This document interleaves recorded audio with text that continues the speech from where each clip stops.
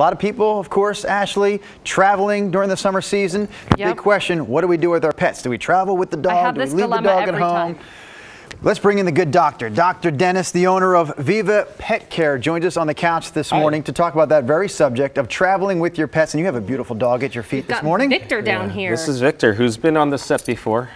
He was, but he was like size. this big, Yeah. Dr. Leon, last time he was here, and now look at him, a couple months ago. I honestly had no intention of bringing this kebab with me to the set. Is this probably distracting the dog a little bit? I don't think the dog really cares right now. He's just having it up for dogs love this camera. particular camera, by the way. Yeah, Yeah, that's yeah. the dog. Loving Remember the last time I had camera. a dog in here and they kind of Yeah. freaked out on that camera held by Jay?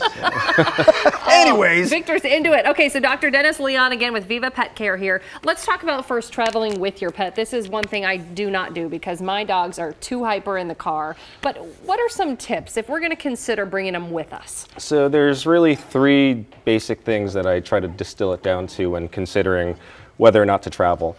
Is it going to be enjoyable for both the pet and the people? Is it going to be safe for the pet?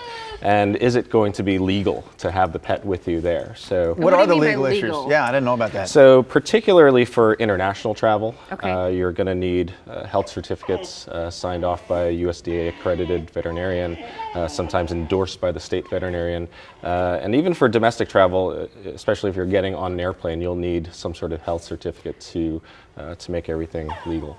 Victor is not a fan here's of the this. deal. Come here. I don't know if we'll be able to show the shot of the camera that tends to now, it seems, make dogs a little uneasy. But it's the camera that is we wear on whining. our shoulders, and all the dogs now take aim at that camera and think, I don't know what that is, and I don't like it very much. So Dr. Leon, what about vaccinations? Because I know that's something you should check, right? Are there requirements before you get on a plane or you should be concerned about? Yeah, the one legal requirement is going to be rabies across the board. Everyone wants to make sure that your dog or cat is up to date on the rabies vaccine. But aside from the legal requirements, you need to consider where the dog is going. Are there other infectious diseases that you may be concerned about there? And in particular, especially in the Pacific Northwest, concerned about leptospirosis. And when you say enjoyable and what was your other point, safe, I mean, what are a couple things to take away from that? So safe includes vaccinations, proper vaccines for the destination, and as well as proper identification. Victor's got all of his tags with his name and address and phone number.